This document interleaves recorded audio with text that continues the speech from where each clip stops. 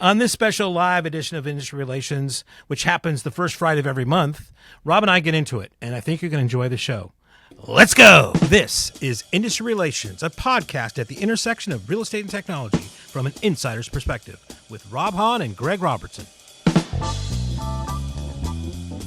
In today's tough real estate market, keeping buyers motivated and loyal is key. Now is the time to leverage the power of One Home by CoreLogic and the best-in-class data and client collaboration experience it brings. Seamlessly integrated into Matrix, One Home delivers unbeatable engagement and one of the highest customer satisfaction scores amongst the top 10 national real estate portals. More impressively, One Home leads the pack by keeping users coming back with the highest repeat visits. With One Home's invite-only access, agents can provide their clients a truly exceptional experience. Don't forget to remind your MLS members to try this great value-added benefit. If your MLS hasn't added One Home yet, please reach out to your CoreLogic rep. Thanks again to CoreLogic for sponsoring the Industry Relations podcast. All right, I think we're live, Greg. All right. I hope so. I mean, yeah. Look at that, our first one. Okay, well, assuming we're live, I am checking, and I think Cole, our producer, is also checking. Welcome, everyone, to the first new live stream. I think we've done a live stream before, but this is the first one that we're doing using this platform. So if there are any glitches or, shit we're getting wrong, then forgive us.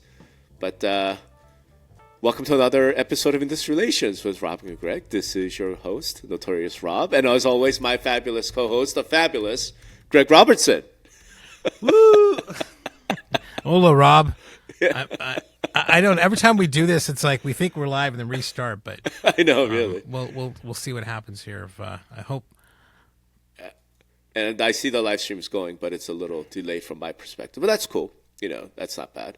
And look, chat is already active. Having said that, like as our normal, I just wanted to mention you almost got demoted in a practice run the other day. Where somebody tried to make you the infamous Greg Robertson. I'm like, no. Only one of us is infamous. You're still fabulous. But all right, we'll see. Like, look, the way we thought about this was we're going to do what we normally do, except it's a live stream, so we could have some audience participation, and hopefully there'll be some interaction with them. But if not, then not. That's totally fine too. With that said, I think we had a couple of things we wanted to get into today, and I love your idea for what you want to talk about. So let's lay it out for us, sir. Lay it out. You have a new crush. I know that. Well, popping up into my Inman feed today was a story, and I'm trying to bring it up here, of the CEO of actually a brokerage that's here locally in Southern California, First Team, right? Yep. So they're, really great brand out here, does a lot of business. I think she said they do, was it 6 to 8 billion or something like that? Yep. She's her name is First Team CEO Michelle Harrington. And what I love about her is how we talk about how a lot of times these leaderships are just all talking kind of corporate speak, right? Yep. Her candor in this was, and what she was really specifically talking about was, being left out of, being part of the 2 billion plus club, right? Right. And, the quote is, as far as the settlement goes, it's bullshit we were ever put into this situation, began her statement. So, I mean, what's not to love? That was her statement. That was her statement, right? So, and then she talked to Inman. I think they interviewed her. Yes, yeah. Yeah. And, she had some really valid points. It's like, number one is, you're a membership organization. If you have to go BK to handle your members, well, fall on the sword, basically. Secondly, why pick on the independents? Why couldn't you, NAR was saying, well, we couldn't put everybody in there. Well, put the publicly traded companies because they're shareholders. She had a lot of good points about things. And this is something you've talked about from the beginning of how just brutal this thing was of carving these guys out of that, right? Yeah. So, But I just appreciate the candor there, and Right. yeah, I mean, sure, she's my next, my industry crush right now, as far as like, Yeah. speaking the truth, right? But I think that's what we wanted to start this off talking about, because we know that so many of our listeners are in leadership positions, right? Especially in like organized real estate. And I think one of the things that is just so refreshing, so great, and I think I've been making this point, you also have been making this point for the last few years, is that you got to get away from the corporate speak, right? Like, I almost think it's worth firing like your entire PR team, right? And like just replacing them with authentic people. Because this is literally what she says at Inman, and in an interview with Inman. And between us, man, like how many brokerage leaders or association leaders, MLS leaders would talk like this, right? So I just want to read it I know we're live streamed, like this is her answer, right? The question: when you found out that the NAR settlement did not cover your company or other companies like it, what did you think? Her answer: I was freaking pissed, and I'm still pissed. Well, one thing that was in there that was interesting, didn't she talk about how, I think she was a Marine? Yeah, right? she's a Marine. Yeah. Yeah, right on. Okay. Yeah. So Love maybe that. that's what it is. But the point I want to make here is the response we have heard, from other sort of leaders, right? When they're asking, like, it's very disappointing, that NAR, but you know what I mean? Like, it's all that I don't even know what to call it. It's fake. Nobody talks this way, right? What people actually talk is Michelle talks the way that actual normal people talk, right? They just left us out. Like, screw you. Oh my God, I was so angry. That's how real people talk. Right? Yeah. And the thing that I wonder about is, when's the last time we heard someone in a real leadership position, whether it's, brokerage, MLS associations, talk like real people? Right. Do you know what I mean? Like, it's, and the fact is, you and I both know some of these people off stage. Right? Like we've gone drinking with them. Like, we know what they talk like when they're just being like normal, being human. And none of them talk that way. Right. In public. And I think it's a real disservice, right?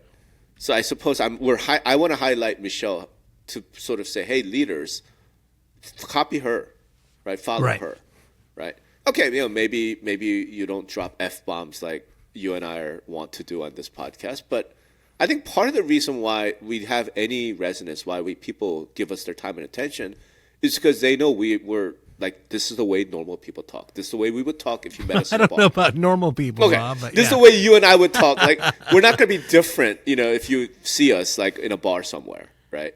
Like, we're going to sound exactly like this.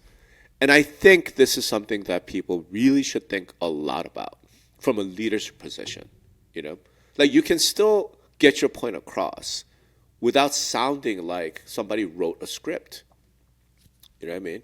Like, and I think a decent example of that is the Nikia Wright interview from Inman. I finally saw the recording of it, right? And she's on with Brad, and Brad's doing the Brad thing. And her answers, like, from a certain perspective, I think you could say it's very media savvy. It seems well practiced, seems right. But in a different sense, it was really difficult for me to like listen to what she was saying. Like, even before thinking about what she said, like, is she being authentic? I had a lot of trouble thinking that it was authentic because it was so corporate speak. It was so, like, what I mean? Like, there's something about that. Right? Yeah, I mean, it's hard to say because, you have an organization that has been mired in legal problems for the past 2 years, and you can understand, I think, fully understand why you want to be cautious, right? Because Sure. Because so it's like, it's hard. I think I understand the reasons why she might be that way in that situation, but it is unfortunate sometimes, right? No, but what I'm saying is, like, what would be an authentic response, right? If she has to be careful, like, just say, hey, you know what? I can't answer that because that we're being sued right now. Like, what would normal people, right, say? in that situation. Hey, Right. man, I'd love to give you an answer, but I can't because we're under threat with the DOJ, right? In other words, where's the authenticity, right? Yeah. And it's so across the board in our industry that I'm like, is it unique to real estate? Is it every industry talks like It's this? every industry. It's every industry. I don't know, man. Like I've hung out with some builders in recent years, and I feel like builders tend to be a little bit more real. Well, I guess every kind of corporate, again, look at like what NAR is or some of these places are. They're an association. They deal good with government agencies. They deal with membership. I mean, I think they do. I mean, although, some of these lawsuits show that they should be doing a little bit more, but they have to watch what they say and do, right? I mean, that's part of that Sure. kind of vibe, right? So, Sure. yeah, I mean, I can tell you, it's tough. Anytime that my company got acquired, you have to absorb the kind of company culture there, and some Right. are some are a little bit more stodgy, some are about as loose as you, some are a little mixture. I mean, sometimes those two organizations create another Sure. one. I mean, But hold on. But here's counterexample. So Michelle Harrington obviously is a counterexample, right? But at MLS Reset, right? I found to be really authentic. Again, I don't. It's not about what he said, but the authenticity came. It's Ben Grabowski, right. right? Again, like what he was talking about wasn't necessarily like super controversial thing, but his whole presentation, like his whole demeanor, I felt like that's authentic. Like that's. Yeah, and it turns out when he's off the stage and I'm like chatting with him, he sounds just like that. Yeah. I think there's other examples of that too. Yeah, I mean, Chris Bennett, like what he says on stage, that's how Yeah. he sounds off stage. That's authentic. Yeah. Amy Gores, like, and none of those people were stepping in, giant, shit piles. Like, you know what I mean? Like, yeah, it was yeah. cool, Yeah. right? So Well, I think think that maybe we gravitate towards those people. That's why they were at our show and everything Maybe. else, right? maybe But yeah, you could see, media trading is out there because there's a reason for it, right? Right. So, I mean, you wouldn't have it. You want to have it. It's there for a reason. I right? think what I'm saying though is it's time maybe for executive leaders to abandon media training. No, really, abandon media. Like, do you think Michelle Harrington went through media training? I'm sure she did. There's no way. Well, she, again, you could go through it. I mean, I would want to go through media training to learn, to say, okay, what are the concerns here? And I can then make a decision myself. Okay, understand that. I think that's bullshit. Understand this. But, I wouldn't like forego any sort of education on something. Sure, I think what I'm trying to get at is the issue here is that media has shifted, right? Media trading made sense when your avenue to people, right, to the world, is mediated through Inman, New York Times, Washington Post, right, through reporters. Okay, what I'm saying though is that we now live in the age of like Joe Rogan, right? Right. Like now the new media training that's required is how to be authentic, Right. right? While again avoiding certain things and knowing how to avoid it, right? Because I think if somebody got up and I don't know, like challenged Ben Grabowski on some controversial thing, I think he would have just said, "I can't talk about that." You know what I mean? Right. Like, Right. Sorry. I mean, I probably just the can't answer same. that. Yeah. I mean, probably the same thing for some others there too. Right. And this is where things now become important, I think, for brokers and agents. I want to try and relate this whole thing, right? Starting from like the top leadership in the industry down to the bottom. It's so bizarre to me that this industry, every survey I've ever seen, right, that says like, why did you choose your agent? Like the number one reason in every survey I've ever seen is trustworthiness. Right? I felt that I could trust this agent, right? And yet, there's so much scripting, there's so much inauthenticity in our industry. Right? There's so much like, make sure you say this, and then here's how you turn this phrase, and then it's so manipulative, right? Instead of just being like teaching agents, just be authentic, just. If you're a foul-mouthed jerk, then be an authentic foul-mouthed jerk who could help the client, right, sell his house, right?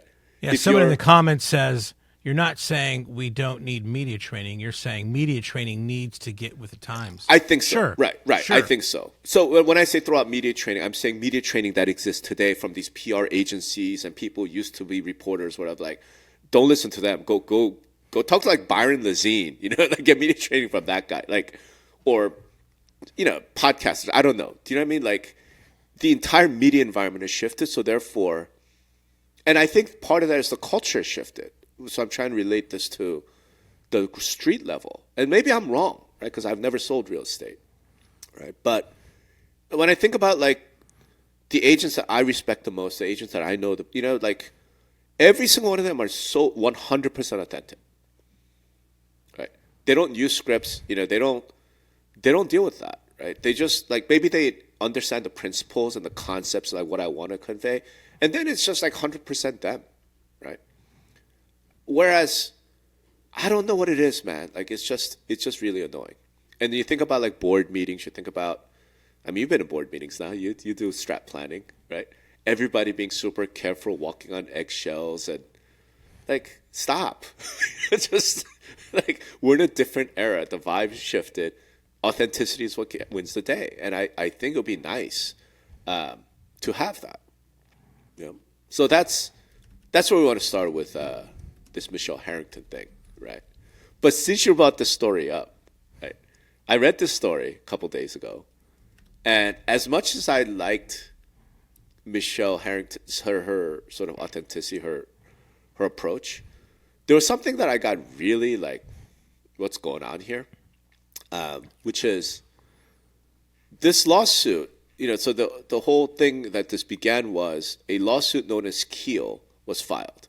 Right, in Missouri, in the same court as Sitzer, against a bunch of companies. Side, First Team, she was, right? They were going to be sued. And when the lawsuit was filed, it was immediately settled. And the story was like that these guys settled, right? Yeah. She mentioned that. That was mentioned in the article there. Correct. Yeah. Correct. So I'm going to go to that. So here's what we have. Let me share this. Okay, share. Okay. So what it goes on is case atypical, same day, defendants filed the same day, proposed settlement, and the defense would pay a total of $10.5 million. Side 5.5, Washington Fine Properties 1.3, Seven Gables 1 million, First Team Real Estate Orange County, blah, blah, blah, right? And I'm reading this list, and what really struck me was the fact that Seven Gables and First Team settled. Because they're both, as far as I know, they're both in just Southern California. I don't think First Team has offices or franchises outside of California. I don't think so. I don't think so. Yeah. Same thing with Seven Gables. As far as I know, Seven Gables Right. is only Southern California. Right? Okay. California was not included in the original lawsuits, the Merle, Sitzer, because California does not require realtor status to get access to MLS. It's one of the 4 Thompson states, so-called, right? So it's not clear that, like, so when you read the complaint, it talks about how you must be a realtor in order to join the MLS, and therefore this conspiracy, and therefore these brokerages, right? Like, none of that actually really existed here, okay? But Seven Gables First Team just decided, just pay up, right?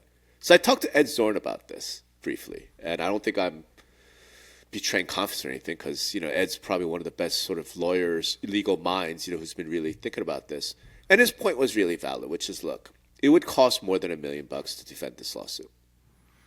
Yeah, it's like it is the Mexican standoff, situation, right? That's just sad, right? Yeah, and yeah, so First Team, Seven Gables, and I think her being pissed off is partly because of stuff like this. Yeah.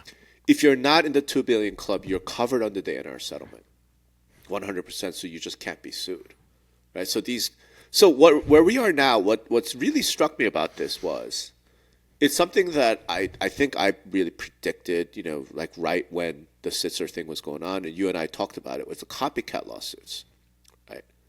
And the thought was that the NAR settlement would put a stop to copycat lawsuits, right? Because obviously the settlement covers, right, all realtors, all brokerages under 2 billion, like it covers them all.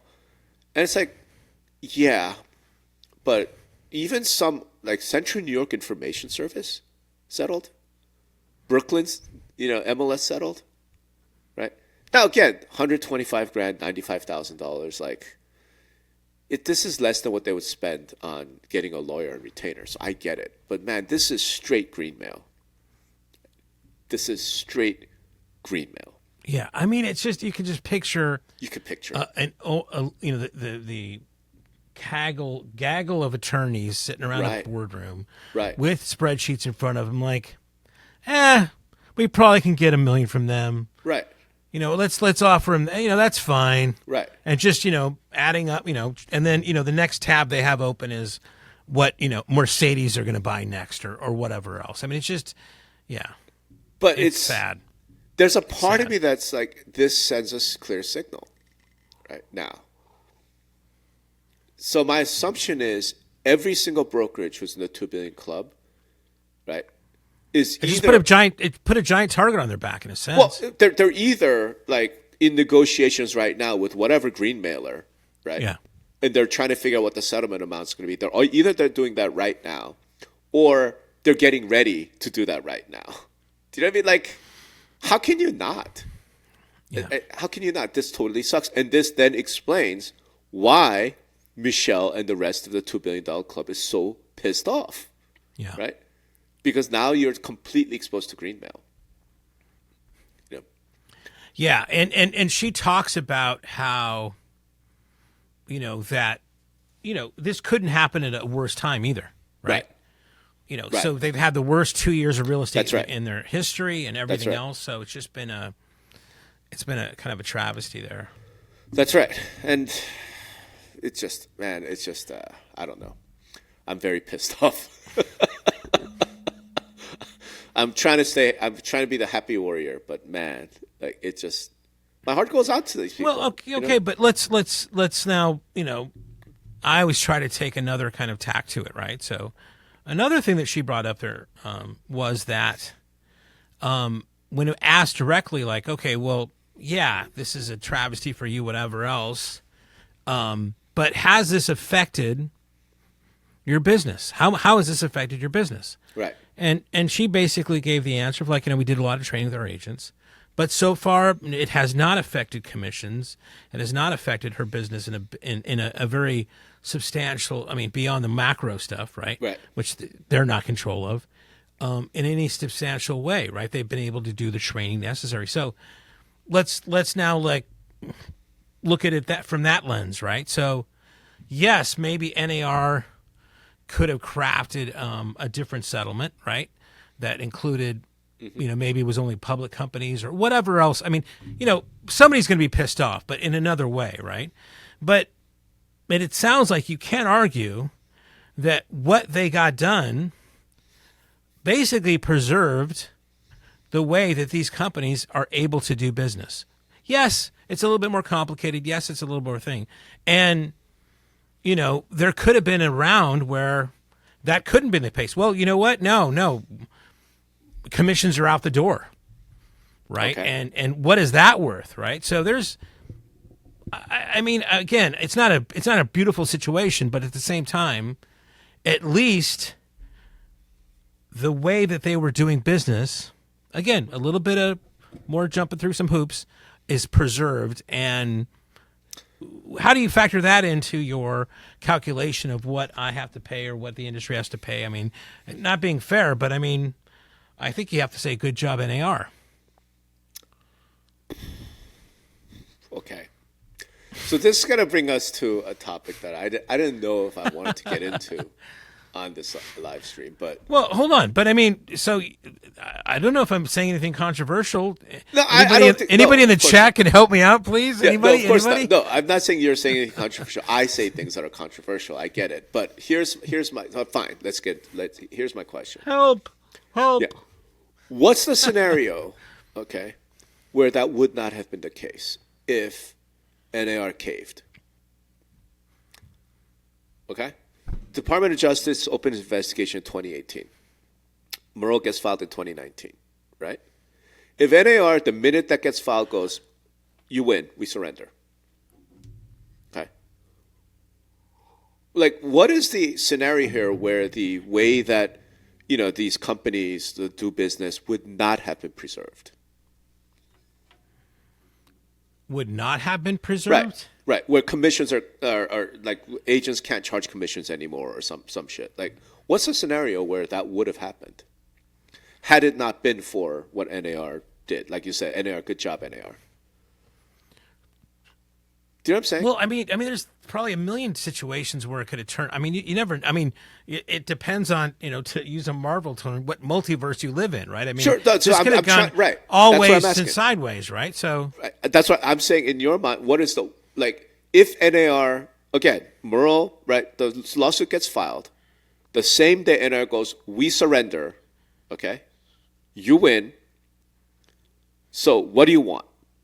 Do you know what I mean? What's the worst possible outcome that you could imagine where it would have disrupted the brokerages? Okay, I'll just. I mean, again, this is a hypothetical. Yeah, it's entirely hypothetical. Okay, I could. I'll write a script for you, right? Sure. So basically, the lawsuit gets filed. Right. NAR immediately throws surrenders. Up, That's surrenders. Right. Yep. And the DOJ says these motherfuckers. Right, they're just trying to preserve everything by paying off these greedy lawyers. We're not going to let that stand. Sure. We think that the because of this swift into this, they know that there's potentially some moral damage. This is our time now to act and not let those guys get away. Either side get away with this, and we're going to go more full force into this, and then say, guys, you're not just going to sweep this under the rug and pay a little small fine. We're changing this whole goddamn ball game. Right? So what? What then does the DOJ say? Fine, you don't want. We're investigating you. Here's the new consent decree. What does this consent decree say that would have disrupted the industry? Well, I mean, again, I'm just writing these scripts. Yeah. I'm just saying.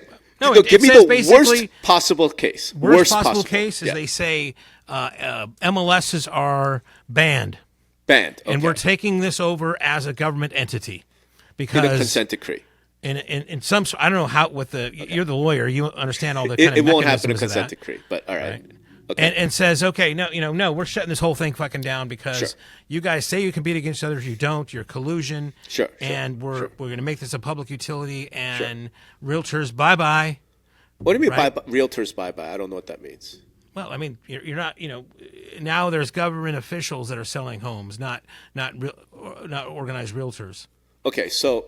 In your universe, when NAR says to the Department of Justice, we surrender. Again, you're asking me, a situation. Give me 10 minutes, I'll come up with another situation. Give me another 10 minutes, I'll give you another 10 minutes. No, because your whole premise here is that, look, I mean, despite all I'm not. It's not my premise. I'm reacting to your premise, right? So this is your premise. I'm saying, we're looking at the Michelle Harrington situation, and your premise is, look, yes, Michelle, we understand why you're pissed. Yes, this opened doors. But at least the way that you do business seems to have been mostly preserved with some additional paperwork, right? Right. So therefore, good job, NAR. Because despite all this other stuff, at least you managed to preserve the way things are kind of done. Right. And okay, yeah, I think that's a way of looking at it for sure. Sure. My point is, I can't think of a single scenario where NAR would not have been to preserve more or less the way things are done if they had just surrendered early. Well, you don't have the imagination I do then, Rob. I mean... Oh, no, believe me. I don't say that. Believe you me, I have some pretty dark imagination. I'm just saying there's no scenario I could imagine. You can't be hyperbolic about that. You can't say some binary thing. I can't think of anything. I mean, come on, man. I mean, shit could happen. All sorts of shit could happen. Right? I'm just saying the Department of Justice opens an investigation into the participation rule and the clear cooperation policy, which was the original in 2018. NAR immediately responds with, we surrender. Whatever you want, Department of Justice. What would you like us to do? Tell me the consent decree you would like us to sign so you would get off our backs. Department of Justice, and we now know this because they have been filing, right, all these interventions, these statements of interest. The DOJ says buyer commission can't be put in the offer. How about that's that, right. Senator? But that we know that's not what they said. We know for a fact. No, but they could. They could have. We don't know that they couldn't. Fine. So Department of Justice comes in and says, okay, no buyer commission. In the offer, yeah. Or in the offer, on the MLS, anything. Fine. They come in with that. They come in, okay, if you want us to offer your backs, then you must appoint a Department of Justice employee on the board of every MLS. And they have to be on the NAR executive team, right? Okay. So you do that, all right? Are you telling me that Michelle Harrington's agents would like, it would be completely gone? That you can't charge commission? Do you know what I'm saying? Yeah, Like, I don't know. I mean, you yourself are saying, right? The DOJ doesn't have the power to go in and in a consent decree say things like buyer agent commission is gone. They don't have that power. Buyer agents was set up by state law. They had the power to say that MLSs can no longer offer cooperation, right? Offer compensation That's on right. the MLS. That's so they right. have. I don't know They had how that power. you're Right. Okay, but you may have this magical list of what powers they have and what powers they don't have. But Right. I'm just looking at they have some power. Whether you're the one that says, what power they have or not, I'm not sure. I believe that Rob Hahn knows exactly what power they can do and whatever. Greg, I don't know exactly. All I'm saying is, it seems to me it's like these when Biden put out or Trump puts out these kind of what are they called? The executive orders. Yeah. Right. Well, they can, it seems like, these guys can write any executive order they have just to make some headlines. And then maybe some judge has to be involved and says, well, no, actually, the Constitution says you can do that. You can't just whatever. So, I mean, to me, all these kind of things that you're saying are up for interpretation, right? So they're going to do what they can do until somebody tells them they can't do. Sure. Right. I don't think. Yes. Fine. All I'm getting at, this is my view. My view is if NAR had just surrendered early on, we would have ended up pretty much where we are today. Right?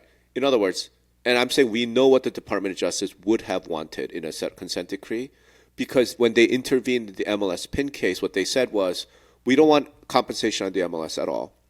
If you want to get paid, you put it in the offer.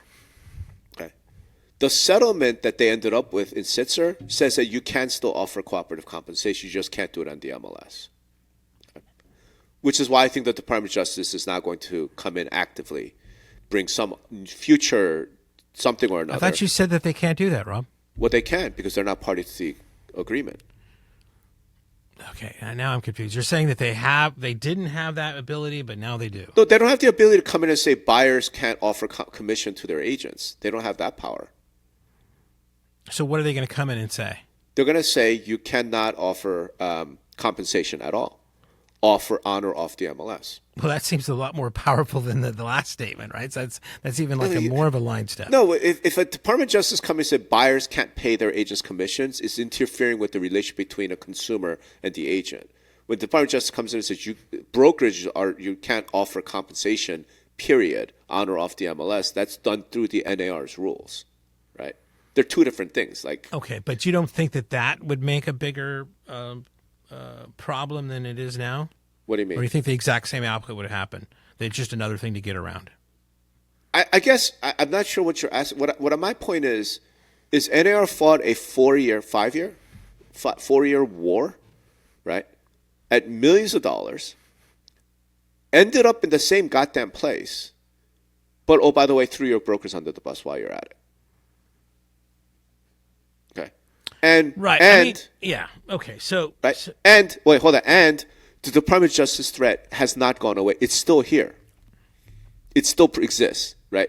And we still don't know what the other shoe to drop is going to be.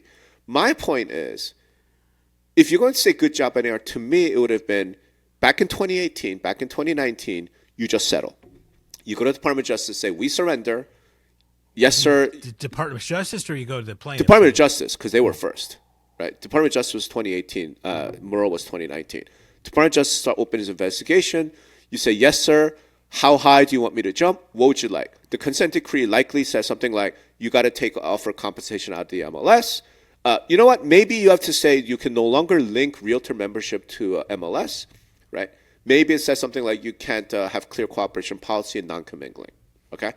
All horrifying. And then in addition to the 4 things that they had originally agreed to, you got to make lockboxes available to non-MLS members. Realtor can no longer claim their 8 services are free. You remember those things, right? Okay, cool. They agree to all of it. They just completely surrender. Okay. Here's the outcome of that. I think if that happens, these lawsuits don't get filed. Yeah, I mean, hindsight's 20/20 for sure. I mean, that is a way we'll never know that, right? But yeah, that is a scenario that could have happened. It could have happened something right. It could have happened something differently. You're right. Hindsight is 20/20. You're right.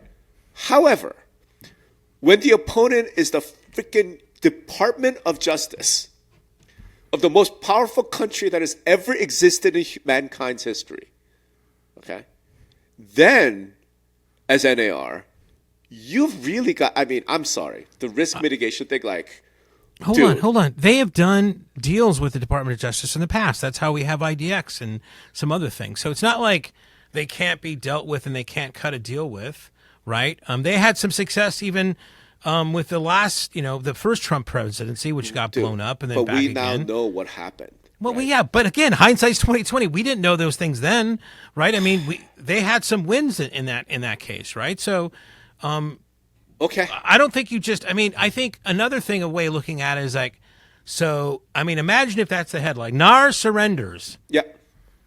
Right? Is that? I mean, I think you'd be on this podcast going, oh. These guys are idiots. If I were them, I'd be fighting this because of this and that and that and this. And this is the stupidest thing that I've ever heard of. Greg, no. And here's the thing. Because one of the other topics we're talking about, before we started, was an interesting post that Todd Carpenter wrote on LinkedIn. Okay. Oh, God. So, here we go. What did that post tell? So, in case Todd Carpenter wrote a post on LinkedIn talking about MLS Reset, where I was on stage and I said, look, I think NAR is dead, and through all the blah, blah, blah things, it's going to be left with roughly 15% of the current membership because they're the only true realtors. The other 85% just want MLS access, right? Todd agreed with that, which shocked the hell out of me. Well, why did he agree with that? Right, so why don't you take over from there, because I want to hear what your take was on that. I promise this will be relevant to the argument we were just having. Well, okay. I don't think it was a take. I mean, and Todd used to work for NAR, and he said that they did a study, right, that wanted to kind of find out super NAR nerds versus people that don't care. Yeah.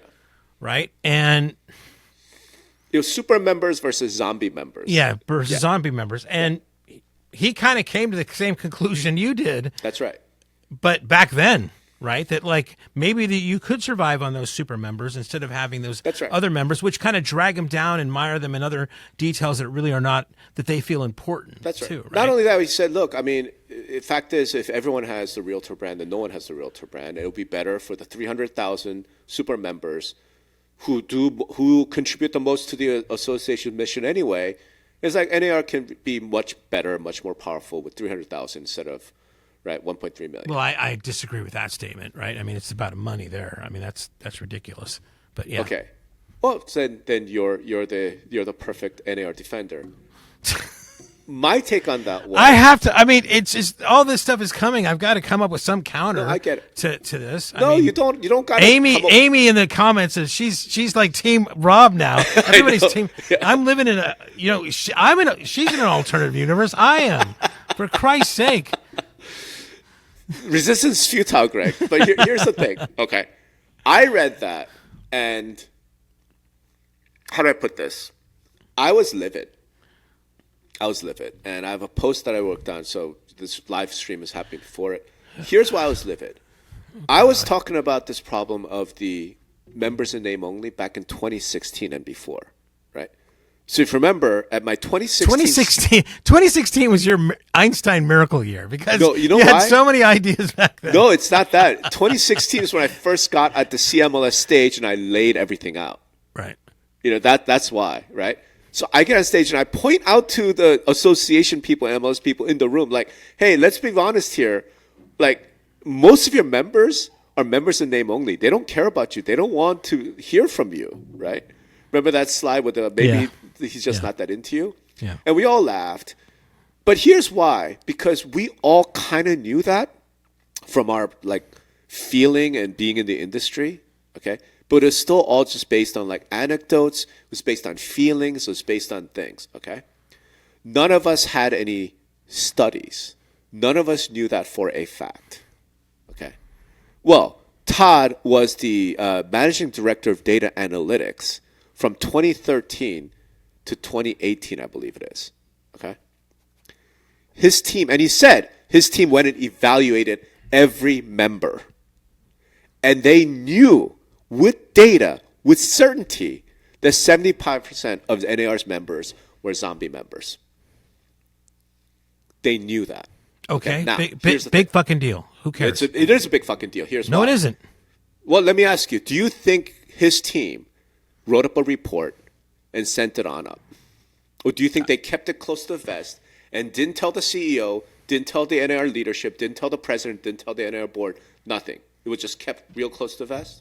I think everybody. I think of course they reported. Yeah. Okay, so 2018 comes along.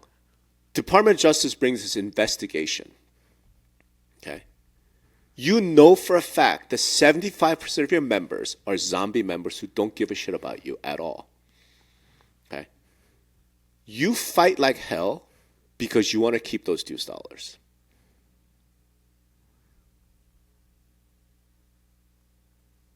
That's okay. And the result now is the industry's wrecked.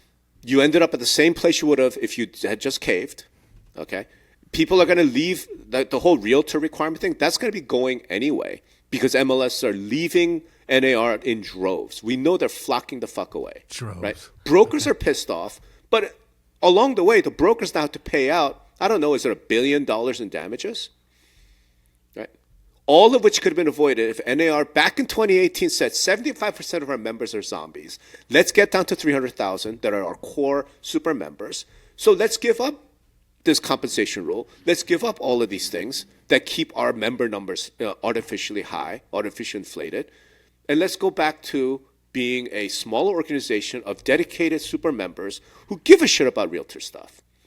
If they had done that, okay, and given up roughly $200 million a year in dues revenue, they would have saved the industry untold billions, untold amounts of pain and disruption, right? And they chose not to for money. I don't know how you call that a good job. You're being a little ridiculous here. Right? Am I? Let's look at it from why defend this lawsuit? I'm going to explain to you what's happening here from a different lens, right? I'm a CEO, right? I have a subscription-based service, a membership, whatever. I want to find out. I deem my data scientists, hey, tell me more about my membership so I can learn, right? They do a whole big study. And the study says, we're not doing a good job with about 75% of members. We can't get them engaged in what we have. We've got a good core of 25%. And I say, well, fuck it. Off with their heads. We're going to cut those guys off. I don't want to hear from them ever again. I'd be the most idiotic CEO of anybody. What I could do with that information is I could say to myself, okay, well, how can I do a better job, right? In engaging that other 75%, get them closer to be more involved with the company instead of just making some grand action of cut their heads off, right? And now, did NAR do that? No. Do a lot of corporations, are they able to turn that? No. But it is a very ridiculous thing to say right then and there, I'm going to just suspend those guys and sacrifice revenue, sacrifice power, sacrifice everything else to make that go along. And then I'll even go further. Sometimes, you do have members that are not as actively involved, but you have to hold your nose because the greater good of what you're trying to do for the industry relies on those types of things, right? And yeah, I'm going to do everything I can to get you engaged. But if you're not going to be engaged, some people are not going to be engaged, but you still find value in giving me money, well, I'm going to take your goddamn money, man. Right? I mean, I dispel the premise you're trying to say of like, they should have just cut those guys right off. Nobody does that. That's crazy. Okay, I take my previous endorsement of you heading up NAR or any other association because you're a straight cold cash business guy. What you're, of course, leaving the fuck out is NAR is not a product company. It's not a software company. It's not it's not a gym, that makes all of its money on these people sign up and then never come to work out. It is a trade association that is premised upon professionalism of its own. And everybody, the value of that NAR was selling and should be selling was the realtor brand. Okay? That's the whole thing. So the fact that you've diluted the brand, you screwed your value proposition, you screwed the 325,000 realtors who actually give a damn. Hold on. In order to make money from the 900,000 people, the zombies who don't give a shit. Because you're right, it's a business, right? It's business smart, it's revenues and profits, and it's executive compensation, all of that. That's fucking fantastic, except for the fact that as the National Association of Realtors, who you should have cared about was the consumer, number one, and your true members who give a damn about the code of ethics, number two, right? And if that means you got to not take money from the zombies. It's called capitalism, Rob. It's called America. That's the way things work. This is not some sort of communist thing where you must, you're going to go to fucking education camps if you don't believe in what I'm doing, man. You just kick them out. You don't belong. There's no, you don't qualify to be a realtor. And hold on, this is an organization that 2015 commissioned Stefan Swanepoel to write the danger report. The A1 finding of that report was masses of marginal agents ruined the reputation of the industry. They had data, probably as back in 2015, that conclusively showed 75% of their agents do not give a shit of their members.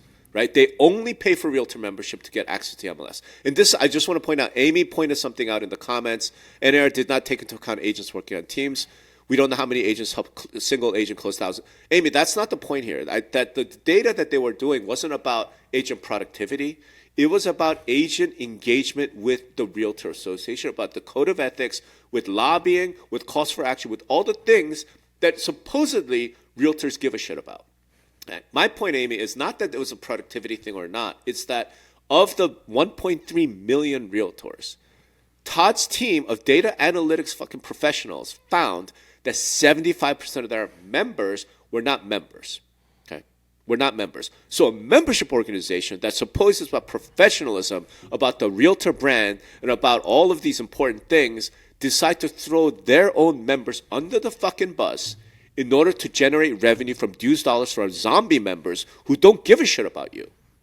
You're telling me that's a good job. I'm telling you, and the end result of that, trying to defend the revenue. Is this on? Okay. I need to make this. The end result of you trying to defend that revenue from the zombie members is that you got your ass kicked, right, at trial. The Department of Justice. Kicked. We're doing business the way they did business before. I don't think that's an ass kicking. I don't know, man. $8.7 billion judgment in under an hour from a jury verdict. And that's called getting your ass kicked. The band plays on, baby. The band plays on, right? They're still doing the whole thing. So you're just going to ignore the $400 million paid by NAR and counting. We're going to ignore the hundreds of millions paid by franchise and brokerages. It was a negotiation, and what they got to keep. And the brokerages say to NAR, please make it so that we have to pay hundreds of millions of dollars in fucking nobody's going to be happy. Nobody's going to be everybody. You can't make everybody happy. That's fucking life, man. Dude, they could have just settled this at 2018. You're making an assumption that you have no idea whether that's going to happen or not, right? I mean, dude, you're making an assumption there, you're making an assumption that everything would have been even no. Fact of the matter is, okay, we're both making assumptions. The fact of the matter is, NAR made things so much worse, simply for trying to defend the revenues from zombie members, that it should have cut itself years ago. The minute that Todd and his team went in and said, here's the data. Okay. Again, maybe they did, and we don't know this, right? Maybe that 25% number 10 years ago was 18%. Right? We don't know any of this stuff, right? Maybe they tried a few things to get that 75% up because they learned this information, they go through things, and they weren't successful. Well, not everything you do is going to be successful, right? But it's not, you just can't take that and just flush it down the toilet. That is a data point that you have to use, right, to help make things better. Now, if you showed me, some smoking gun, email that says, "Mwah, well, the 75, who cares? We're just getting all this money." No, I bet you there's an email that says, "Oh, damn, we're going to have to do a lot better of getting our membership engaged. Why don't you assemble me a team and let's talk about how we can get these other members engaged, right? Maybe that's what happened. I don't know what's going on there. You don't know, right? But just to blanketly. What are you talking about, dude? I know. We all know. We don't You're know. Pretending like nobody you don't knows. know. I mean, Dude, there have been. Do you even talk to associate executives? I talk to association executives. It's Okay. tough. And- It's no, tough I to know, get these but people what they engaged. they know, the associate executives know 75-85% of our members only join to get access to MLS. We have so the associations, as we've been saying, and I know associations have tried, need to do a better job of Right. upping their value proposition. Of course. And I think this as course. well. Of You've course. been tasked as a consultant. I've been Yes. tasked as a consultant to help that happen. Is that an easy problem to solve? It's Fuck real, no. no. It's It is really not easy. fucking easy. It is not it's easy. Really easy. It's not easy. It's real easy. Let me It's call real some of easy. your past clients and Sure. ask. And of course, they couldn't take the advice because the board flipped the fuck out. But it's real easy. Okay, You but just hold by on. that by You that one de-link- fact, it's not easy. You de-link realtor membership to MLS access. You go down to 15-20% of your current membership numbers, and those are your real members. And then you go serve them. I just don't think you give up that easily. I don't think you give up. I Not think because you you try care harder. more about the money than the No, actual I say I mission. think I You care have more about no. perks I and, have more. I have Broadway more tickets and I have- fucking travel allowances. and $300 that you care bottles about of the wine. Mission, right? That you care about I have the mission. more. I have more confidence that there is going to be a solution we can come up with. It's been Of tough course. to come up with, right? Of course. But And I'm not going to of course it is. surrender anything while I'm trying to figure things out. It's a tough problem to solve. Greg, the solution is going to end up being exactly what we all know it's going to be. Realtor membership is going to be 15% of the current membership levels because Realtor and MLS will be de-linked. More people are using realtors than ever before. NAR's No, they're membership using agents. has surged. They're using right? agents. They're using agents more than before. They're not using realtors because nobody gives a shit what a realtor is. Okay, delinking is actually going to happen. You and I both know this. This was the vibe shift that we saw at MLS Reset. No, We know it this. is happening. It is happening. It's I don't absolutely know happening. Right. I don't know if So it's once like that this happens- vast. Once that happens, then the realtor association would have to get their membership justified on the value of the membership itself, which is all the things you talk about. And now the associate executives can get busy trying to figure out what the value is and why people should give them their hard-earned money for realtor membership because we do lobbying, because we do education, whatever. I don't give a shit, whatever the value proposition is. Okay, they didn't have to do that for 100 years. And NAR went out of its way to fight two giant legal problems with the Department of Justice, right, and with probably the most frightening plaintiffs' law firms I've ever seen, right, in order to keep the dues flowing from the useless zombie members. Okay? And the end result is what? They got their ass kicked. They lost the money. All the changes happened anyway. The de-link's going to happen anyway. But along the way, a whole bunch of your brokers end up paying hundreds of millions of dollars in damages. It opened the floodgates. Now the green mail is going to be a real fucking problem for every broker in the country, every MLS, every associate in the country. Why? For money. At the end of the day, I'm saying is that zombie members are an opportunity, not a liability. Okay, and we should not, and we should not forget that. Okay, you're crazy. Crazy. I don't know what to say. I don't know how I mean, because I'm zombie members are not members; they're hostages. They're not joining you. They're not trial members. Okay, they're joining you out against their will because they just need the fucking MLS. That's what they think, and I'm No, going to convince them not. That's what they say. Like That's what survey they results no, say. I believe that's what they say. But you know what? I'm going to do a better job at convincing them why they need the state association. Then they need how the about you national don't charge them? How about you just go do your job and try and sell them? Well, that's one way of doing it. I've chosen That's not to the do it only that way of way. doing I'm it. going to no, it is not. There's a myriad way of doing it. It's like saying the government just needs to convince taxpayers that that they should pay more in taxes. Like you don't have a fucking choice. Like you got to pay taxes. Like, dude, what? I don't even know. Sometimes I'm puzzled at your defense of NAR. Like there are times when I get it. Rob, like why you're Rob, defending this Rob, one. Rob, It's Rob, like you missed this the entire to raise me, the bar conversation. This to me, I mean, you're going into socialism, situation here, right? If Socialism. if you don't I'm believe saying- dear leader, then you've got to be out of here, right? I mean, that's just like, it's kind of crazy to me. What does that even mean? It means, all I'm saying is, as an association, mean, you should you care have about to- your members.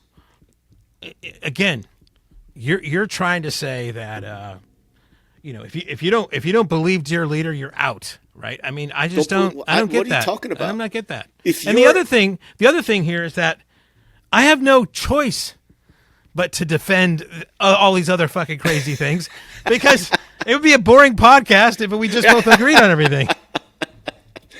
I don't know. It wouldn't be boring because we're pretty entertaining, But Okay, can we wrap before you strangle me through the fucking internet here? I'm not gonna strangle you. I'm just, come on, man. Like that's our special sauce. We can argue and still be great friends. Look, I'm just worried about. I mean, right. I felt that there. I think up through the election, there was a majority Team Greg out there, and like it's shifting to Team Rob. There's something culturally wrong going on here. Yeah, we like honesty and authenticity. You don't have to agree. Just be honest. Just be authentic. Right. That's all. And that's one of the reasons why we get along, because I feel like when we disagree or we debate, I don't think you're doing corporate speak. I don't think you're, spinning shit. I think you genuinely think that. You're wrong, but you genuinely believe that. So, yeah. I mean, on like this it. thing, you are crazy. Wrong about the way you're thinking about this, but I appreciate your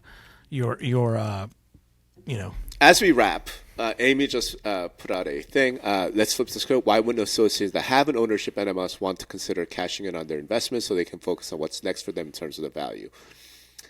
Amy, I think that is a topic for a future episode. Obviously, we're towards the end, so we can't get into that for another 3 hours, because we could get into that for 3 hours. But absolutely, they should be doing that. Absolutely. But my point simply is, with all of this, we could have avoided a ton of pain. We could have avoided a ton of liability. We could have avoided a ton of chaos. Maybe. If NAR was not trying to defend the revenues from zombie members. Maybe. There's no maybe. It's 100% certain to me. But I don't think it's all I'm trying to counterfactual. say is you don't want to throw the baby out with the bathwater, right? I mean, I think that I don't think it's unheard of for somebody to do a report, find out that they don't have a lot of memberships or a lot of their customers engaged, and then want to do better rather than saying off with their heads. That's all I'm saying. And I think the issue here is you still think of them as customers when they're forced to join. That's not a customer. Right. And therein lies potentially a topic for a future episode, future live. So it's not. So it's we've gone from zombies to hostages. All right, now all right, real quick. There's a question: are we going to do these every Friday? Please. We're not going to do it every Friday. I think our goal is to try and do it one Friday a month, just because our schedule makes it very difficult to do these live streams. And then this recording will be the podcast that gets released on Wednesday. Right. But you guys, for being on the live stream, you saw it already. So guess what? You saved yourself a bunch of time. Hey, thanks everybody for coming. Again, as always, I have so much fun doing this, even though we argue. We'll see what part 2 looks like. And any other topics that you guys think we should cover, please let us know. We enjoy doing this for all of you guys. All right, let's wrap there. Thanks, Always everybody. a pleasure, my friend. I love you, Rob. All right, love you too. See ya. Thanks, everybody.